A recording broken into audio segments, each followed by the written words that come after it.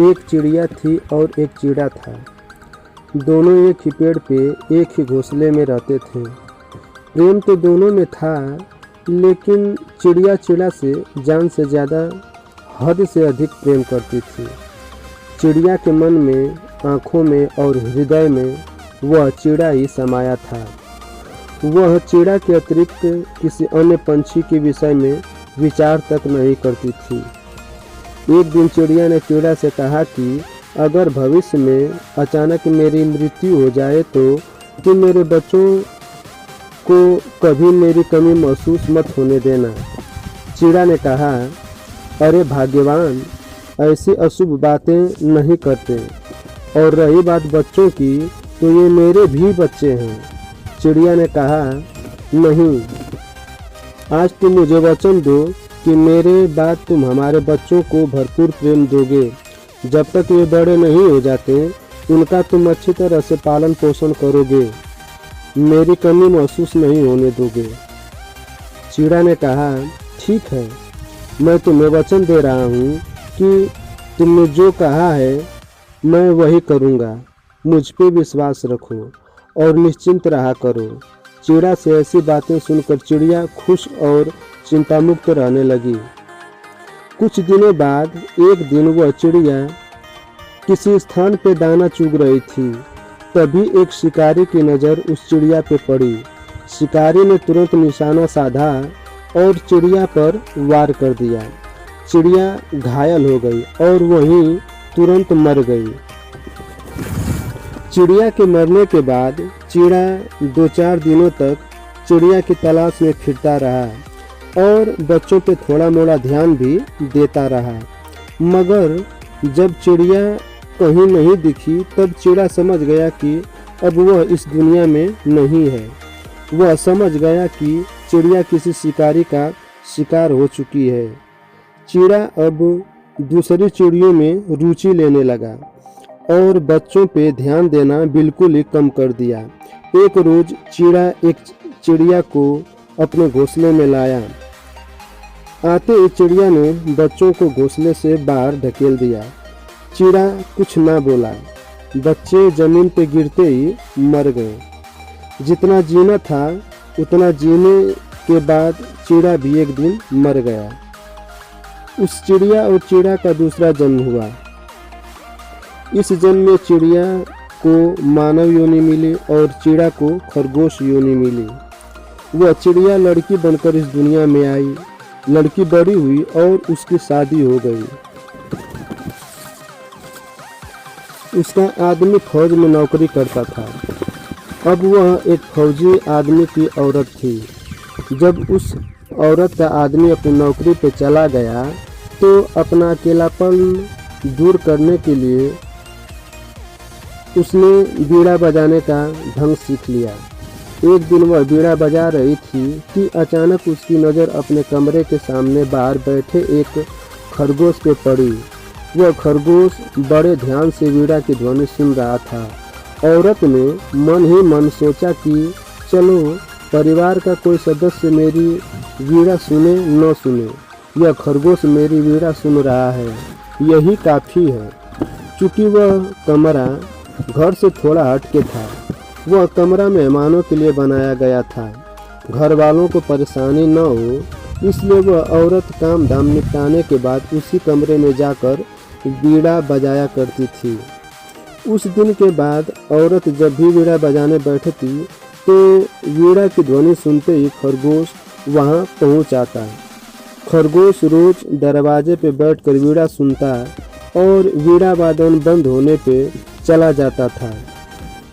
वह औरत भी खरगोश को देख देख कर बीड़ा बजाती तथा मन ही मन खुश रहा करती थी। यह सिलसिला ऐसे ही चलता रहा। जब उस औरत का पति घर आया तो उसने रात्रि में औरत से पूछा कि मेरे ना रहने पे तुम अपना समय कैसे काटा करती थी? अपना अकेलापन दूर करने के लिए तुम क्या करती थी? औरत ने कहा कि हे स्वामी, अकेलापन दूर करने के लिए मैं वीणा बजाया करती थी। वीणा की ध्वनि सुनते ही एक खरगोश आया करता था। वह बड़े ध्यान से मेरा वीणा वादन सुना करता था और मैं भी उसे देख देख कर वीणा बजाया करती थी। मुझे भी अच्छा लगता था। जिस दिन से आप आए हैं उस दिन से मैं वीणा नहीं बजा रही हूँ, इसलिए खरगोश भी नहीं आ रहा है। फौजी को बहुत आश्चर्य हुआ। उसने अपनी पत्नी से कहा कि मैं भी तुम्हारी वीणा सुनना चाहता हूँ। स्त्री ने कहा, ठीक है स्वामी, कल दिन में वीणा बजाऊंगी। सोने के बाद उस औरत को एक स्वप्न दिखाई दिया। स्वप्न में एक चिड़िया रहती है। वह एक चिड़ा से बहुत प्रेम करती है। दोनों घोंसले में साथ ही रहते हैं। उनके बच्चे भी हैं। एक दिन चिड़िया का शिकार हो जाता है। फिर चिड़ा एक दूसरी चिड़िया को लेकर घोंसले में आता है। आई चिड़िया बच्चों को घोंसले से बाहर गिरा देती है और बच्चे गिरकर मर जाते हैं। स्त्री की नींद टूट गई। उसने पाया कि उसके नेत्रों से आंसू बह रहे हैं और वह मन ही मन बहुत दुखी है। मगर स्त्री को कुछ समझ में नहीं आया।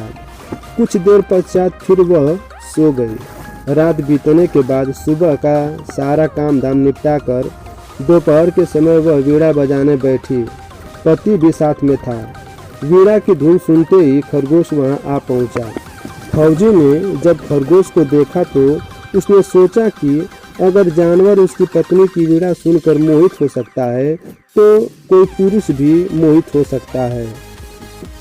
गुस्से में आग बबूला होकर फौजी ने खरगोश पे गोली चला दी और औरत को सुनाते हुए बोला कि अब तुम कभी भी वीणा नहीं बजाओगी, समझी। खरगोश दर्द के मारे छटपटा रहा था। औरत दौड़कर खरगोश को अपने हाथों में उठा ली। खरगोश ने कहा, हे प्रिय, पिछले जन्म में तुम एक चिड़िया और मैं एक चिड़ा था। तुम मुझसे बहुत प्रेम करती थी, मगर मैं पापी और कुकर्मी था। तुम्हारे मरने के बाद मैं दूसरी चिड़िया को घोंसले में लेकर आया और उसने हमारे बच्चों को मार दिया और मैं इतना खुदगर्ज निकला कि तुम्हें दिया हुआ कसम तोड़ दिया।